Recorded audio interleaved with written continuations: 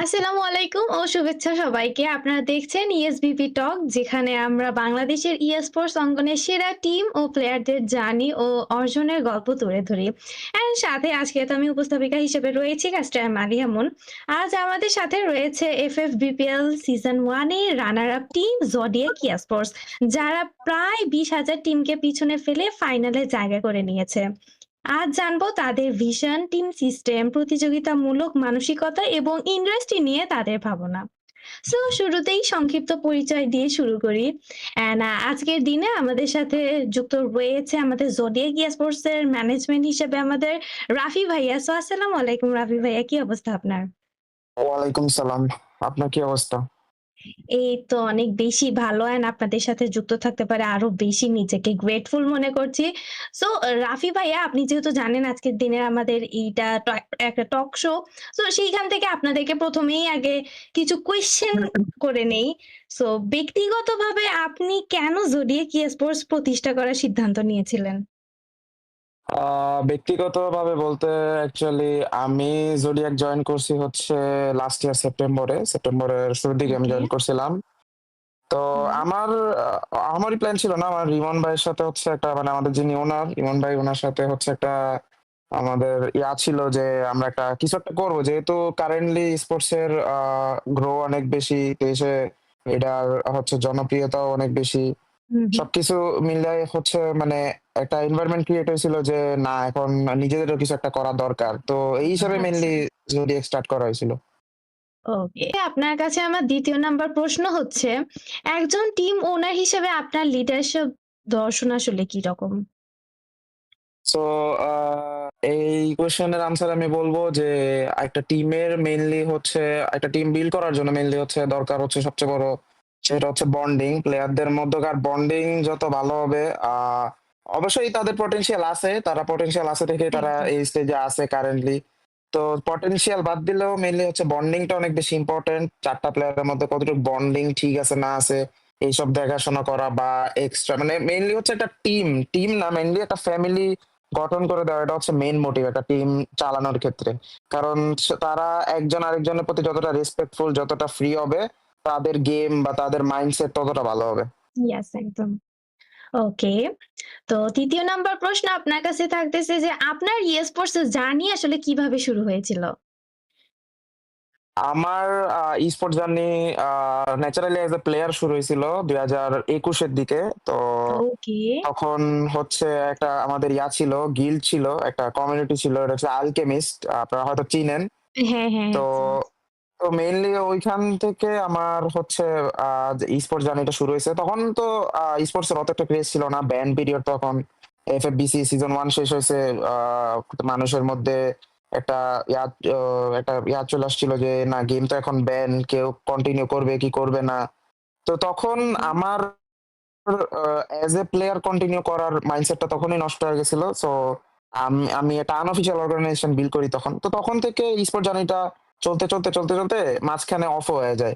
তো আবার ২৫ এ যখন হচ্ছে এফএফপিসি সিজন 2 আসে, যেটা আ এই ইয়ারেই হইছিল। তো হ্যাঁ, তখন হ্যাঁ। আমি আবার চিন্তা করি যে আ আরেকটা ট্রাই করা যায়। তো আমি ওকে, এজ এ প্লেয়ার আচ্ছা। আবার ট্রাই করছিলাম। কিন্তু হয়তোবা পটেনশিয়াল বা ট্যালেন্ট এর অভাবে হয়তোবা হয় নাই। তো নেক্সট এ সেম ভাবে আ অর্গানাইজেশন বিল্ড করতে এক পর্যায়ে হচ্ছে আমার রিমন ভাইয়ের সাথে মানে আমাদের ওনারের সাথে দেখা হয়। তো আচ্ছা। ঐখান থেকেই কারেন্টলি রাইট নাও যেটাই জোডিয়াক আছে সেটাই। ঠিক আছে। সো দর্শক, আমাদের মাঝে কিন্তু এখন একদম উপস্থিত হয়ে গিয়েছে আমাদের জডিয়াক স্পোর্টস এর মেইন ওনার, অর্থাৎ আমাদের রিমন ভাইয়া। সো আসসালামু আলাইকুম রিমন ভাইয়া, কি অবস্থা আপনার? ওয়ালাইকুম আসসালাম। হ্যাঁ, আলহামদুলিল্লাহ অনেক ভালো। ঠিক আছে? আর আপনাদের অনেক ধন্যবাদ আমাদের ইনভাইট করার জন্য এরকম একটা পডকাস্টে। ঠিক আছে? ইয়েস ভাইয়া, আপনাকে অসংখ্য ধন্যবাদ এত ব্যস্ততার মাঝেও আমাদেরকে এইভাবে টাইম দেওয়ার জন্য।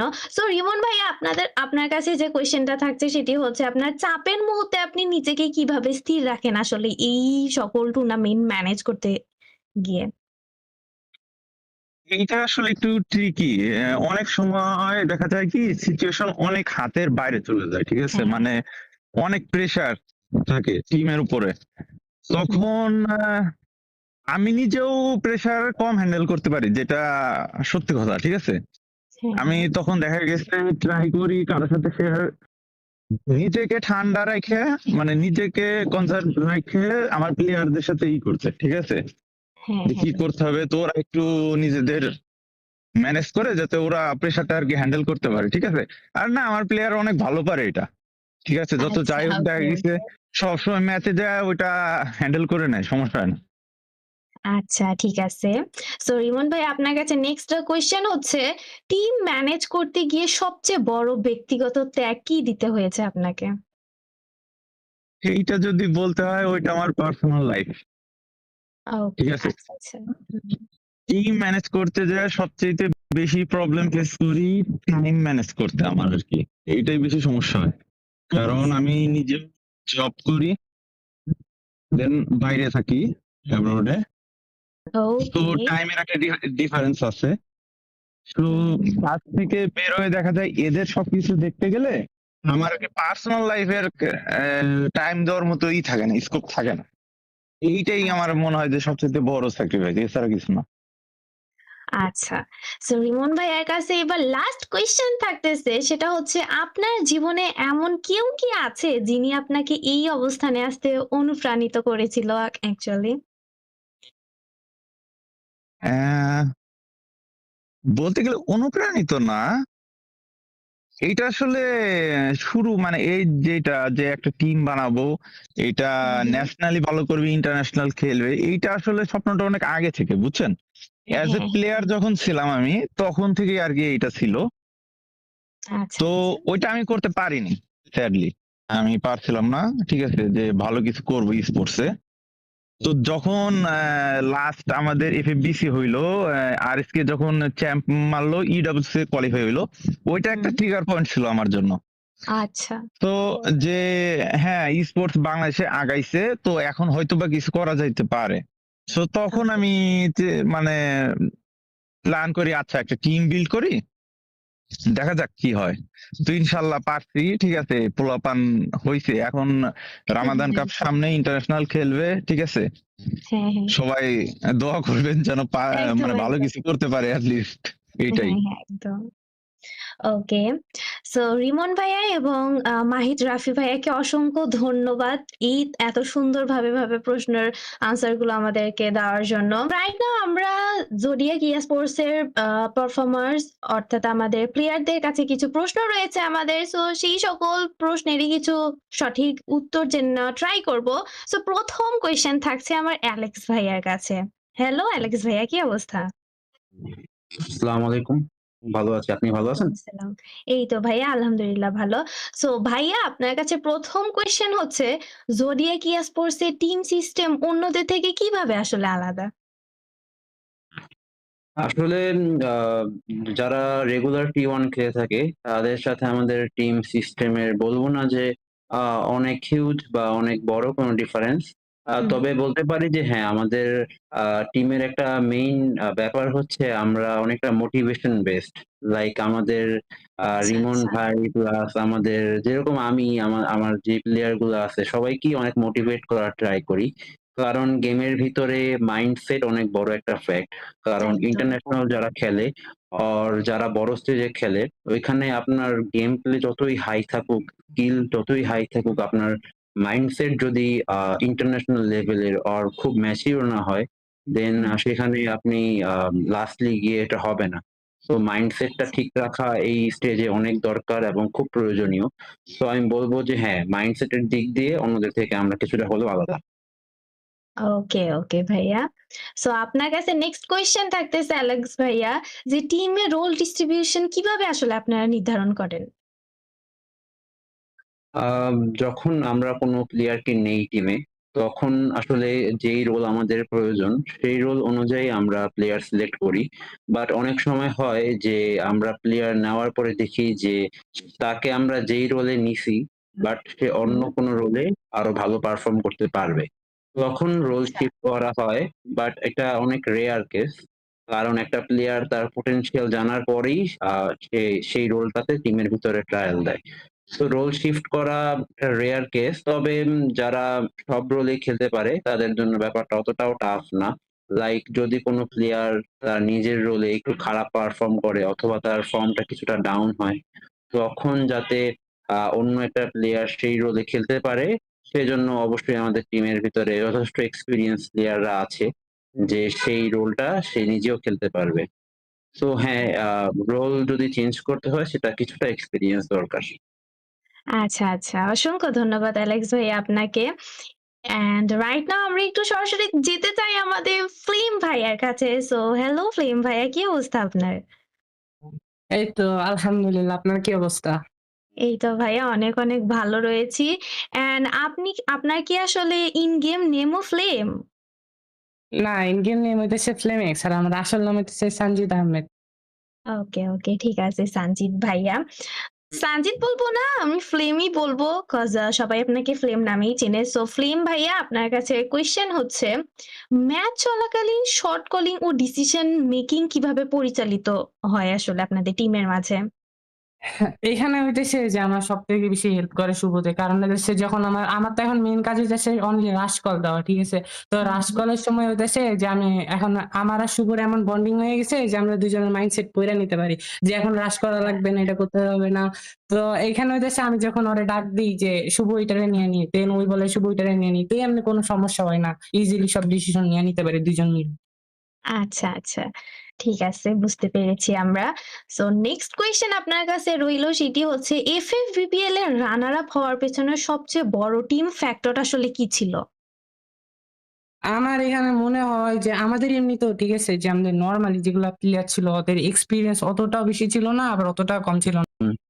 যেকোনো স্টেজ হোক, সে টায়ার 3 হোক, আন্ডারডগ হোক, হোয়াটএভার ইট ইজ, সে সেখান থেকে খুব ইজিলি আমার মনে হয় টায়ার 1 এ আসতে পারবে। বাট এটার জন্য যেটা বললাম যে ১ম এই আপনার প্লেয়ার সিলেকশন অনেক ভালো হতে হবে। যদি আপনার কিছুটা সময় দরকার হয়, সময় নিয়ে প্লেয়ার সিলেক্ট করেন। এমন না যে আপনি ১ দিন ২ দিন ট্রায়াল নিলেন, দেন একটা প্লেয়ারকে পিক করে ফেললেন।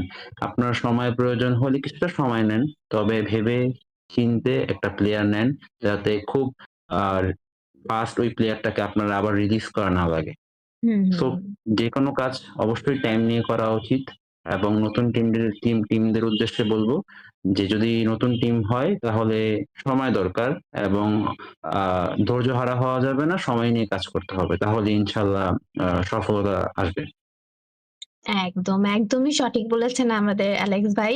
সো নেক্সট কোয়েশ্চেন থাকতেছে আমাদের জোডেকিয়া স্পোর্টস এর ওনার রিমন ভাইয়ের কাছে। সো রিমন ভাই, আপনি বলুন যে বাংলাদেশের স্পোর্টস ইন্ডাস্ট্রির উন্নয়নে কি ধরনের কাঠামোগত আসলে পরিবর্তন দরকার? হ্যাঁ, ধন্যবাদ। বাংলাদেশে স্পোর্টস অলরেডি অনেক ইমপ্রুভ করছে গত ১ বছরে, একদম, যেটা অকল্পনীয়, ঠিক আছে?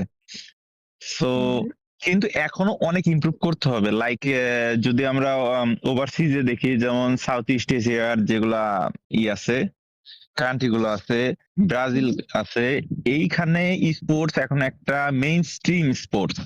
একদম। অলসো লাইক আমাদের ইন্দোনেশিয়া। বাংলাদেশে হ্যাঁ, আমাদের বাংলাদেশে যেমন ক্রিকেট, ফুটবল একটা মেইন স্ট্রিম স্পোর্টস না, ওইখানে হ্যাঁ, কিন্তু স্পোর্টস একটা মেইন স্ট্রিম। ওইখানে টিভিতেও দেখা যায় যে ডিরেক্টলি লাইভ করে। আমাদের এখানে তো ইউটিউব পেজে হচ্ছে, ওইখানে টিভিতে হচ্ছে। এতে একদম। হয় কি, যখন অডিয়েন্স আসে, ব্রড অডিয়েন্স যখন ইনক্লুড হয়, তখন অনেকগুলা ব্র্যান্ড আসে, স্পন্সরশিপ আছে। এইভাবে আসলে হয় কি, স্পোর্টসটা অনেক গ্রো করে। যখন ব্র্যান্ড আসবে, স্পন্সরশিপ আসবে, তখন প্লেয়ারদেরও এটা একটা, হ্যাঁ, তখন প্লেয়ারদের মনে হবে না, এটা আসলে একটা ক্যারিয়ার, ঠিক আছে?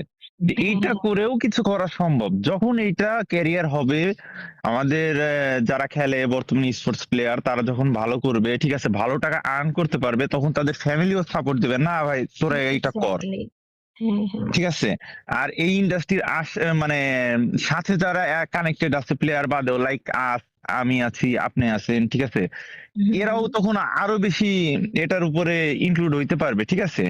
হ্যাঁ, তো আমি হ্যাঁ। মনে করি যে এইটা আস্তে আস্তে বড় করতে হইলে সর্বপ্রথম আমাদের যখন যেসব কম্বাইন্ড হইতে হবে, লাইক ফ্রি ফায়ার আছে, এদের একটা বড় একটা অডিয়েন্স আছে, পাবজি হুম, আছে, এদের একটা বড় অডিয়েন্স আছে। এই সব স্পোর্টস সম্পূর্ণ একটা মিলে একটা স্ট্রাকচার আসতে হবে, যে ইয়েস।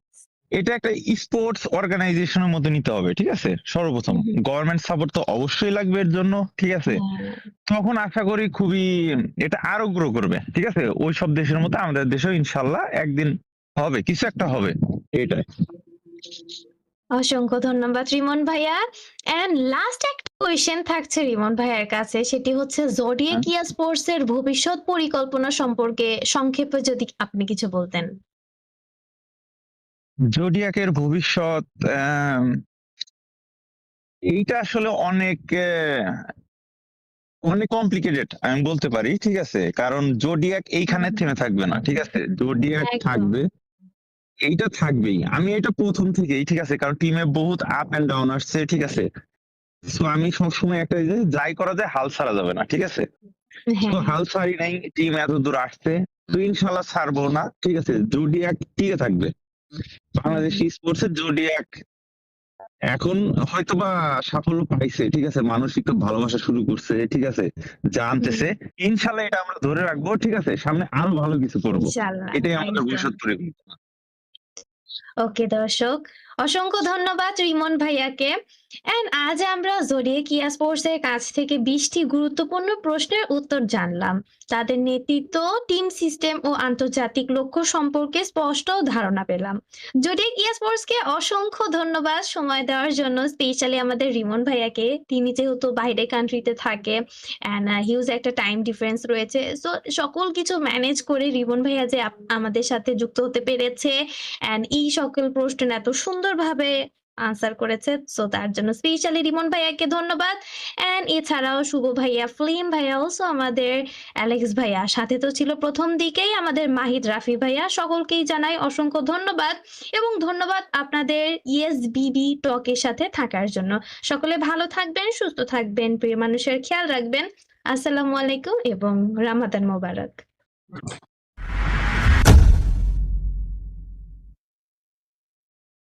২-৩ টা প্লেয়ার হয়তো বেশি এক্সপেরিয়েন্স প্লেয়ার ছিল আর আমরা হয়তো একটু কম ছিলাম। তারপরে আমরা আমাদের যথেষ্ট ট্রাই করছি। তারপরে লাস্টে এটা মেইন ফ্যাক্ট বলতে গেলে এখন আমাদের আইজিএল হয়তো আপনারা জানেনই, অনেক ভালো আইজিএল করছে। এই কারণে হয়তো আমরা আজকে অনেক ভালো পারফরম্যান্স করতে পারছি। একদম, একদম।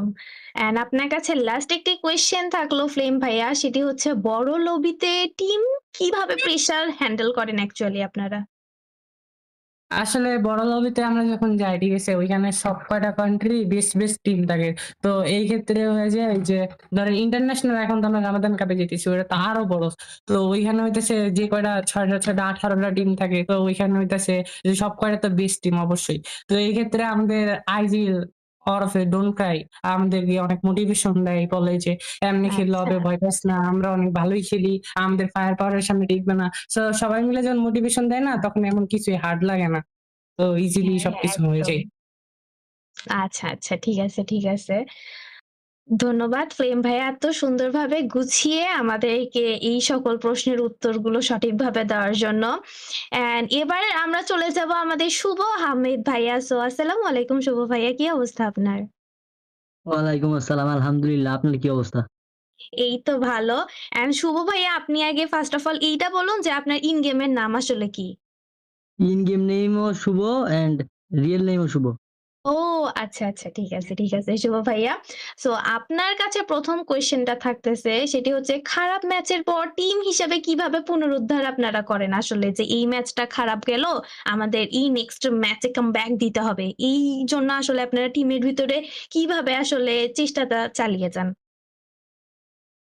আ ফ্লেমেক্স যে আছে আমার বাডি, হ্যাঁ? হুম। তো সে আমাকে অনেক হেল্প করে, মোটিভেশন দেয়। অ্যান্ড আচ্ছা, আইজিএল যে আছে ডোন্ট ক্রাই ভাই, ডোন্ট ক্রাই ভাই অনেক মোটিভেশন দেয় আরকি। এক ম্যাচ গেছে তো কি হইছে? নেক্সট ম্যাচে ভালো করব, ডমিনেশন করে খেলবো।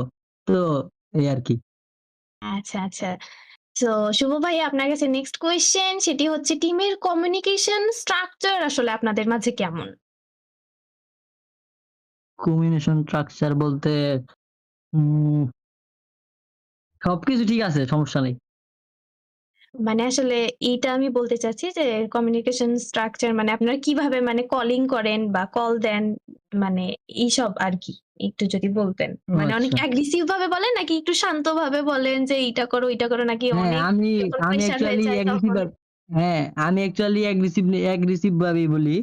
প্লেম্যাক্স আচ্ছা, ও অনেক ঠান্ডা মনের মানুষ। ও ধীরে, ধীরে কল দেয়।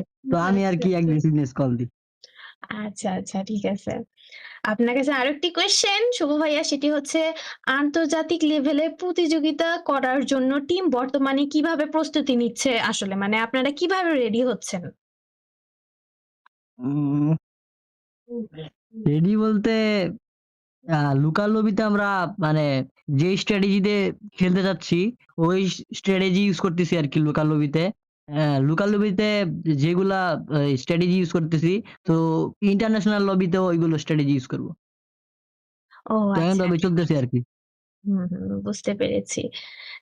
শুভ ভাইয়া আপনি দিনে আসলে কত ঘন্টা গেম প্লে করেন? বা আপনি নিজেকে মানে তৈরি করছেন যে ইন্টারন্যাশনাল লবিতে আমরা যাবো, আমাকে এই ঘন্টা গেম প্লে মাস্ট বি করতেই হবে। মানে প্র্যাকটিস আসলে আপনি দিনে সর্বোচ্চ কত ঘন্টা করেন? হ্যাঁ, FFBPL এর আগে আ ২ ঘন্টা করে করতাম ট্রেনিং। ওকে। FFBPL এ রানার্স আপ হওয়ার পর দেন হুম। ১ ঘন্টা বাড়াইছি আরো। তো সব আচ্ছা, মিলায়ে আচ্ছা। ৩ ঘন্টা ৩.৫ ঘন্টা চলে। ওকে। শুভ ভাই আপনার কাছে পরবর্তী কোয়েশ্চেনটি হচ্ছে, বাংলাদেশের প্রতিযোগিতামূলক দৃশ্যে কোন ধরনের প্লে স্টাইল সবচেয়ে কার্যকর মনে করেন আসলে আপনারা? উম মানে রাশ অর একটু হোল্ড করে খেলবেন বা ১ম একটা স্টেজে যে লুটপাট গুলো কমপ্লিট করে লাস্ট স্টেজে শোডাউন এ দুর্দান্ত একটা পারফরম্যান্স দেওয়ার এইরকম নাকি ১ম থেকেই আপনারা একদম ডমিনেশন ভাবে খেলে আসেন আসলে পুরাটা ম্যাচ জুড়ে? ডমিনেশন আমরা অ্যাকচুয়ালি ডমিনেশন করেই খেলি। কেননা আমরা রাশে তেমন আহামরি মানে রাশ বলতে কি হোল্ড আমাদের হয় না। হোল্ড করলে আমরা আচ্ছা, আচ্ছা। বেশিরভাগ সময় মাইর খাই। তো আচ্ছা, ওই আচ্ছা। হিসাবে আমরা ফার্স্ট থেকেই ডমিনেশন করে খেলি এমনকি আ ড ডমিনেশন করে খেললে আমাদের মাইন্ডটা বুস্ট হয়। তো হুম। পরের ম্যাচগুলো সবগুলাই ভালো যায়। তো সেজন্য আরকি আমরা ডমিনেশন করেই খেলি। ফার্স্ট ম্যাচ থেকেই। আচ্ছা, আচ্ছা ঠিক আছে।